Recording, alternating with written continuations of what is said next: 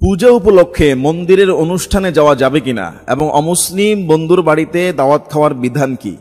চমৎকার একটি প্রশ্ন। বর্তমানে আমরা দেখতে পাই যে যখনই কোনো পূজার উৎসব হয়, অনেক মুসলমানরা, অনেক ছেলেমেয়েরা, এমনকি অনেক ভবিষ্যৎ নেতা হওয়ার ইচ্ছা যাদের, এরা পর্যন্ত মন্দিরে গিয়ে তাদের কাছে দোয়া চায়, আশীর্বাদ চায়, ওখানে গিয়ে স্বাগতম জানায়।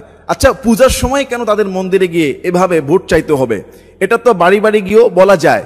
আবার অনেক যারা মুসলিম ছেলে মেয়ে রয়েছে, উঠতি বয়সে রয়েছে, কেউ বন্ধুর ফাঁদে পড়ে, কেউ বা ইচ্ছায় অনিচ্ছায়, তারা মন্দিরে গিয়ে পূজার সময় সেখানকার যে অনুষ্ঠানগুলো সেগুলো তারা উপভোগ করে।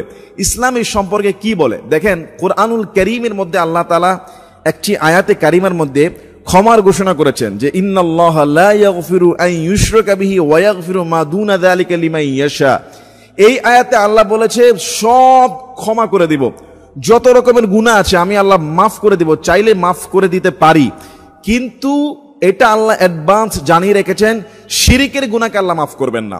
অর্থাৎ আল্লাহর সঙ্গে যারা অংশীদার করে, অন্য কাউকে সমকক্ষ মনে করে, এইটা আল্লাহ তাআলা কখনোই মাফ করবে না।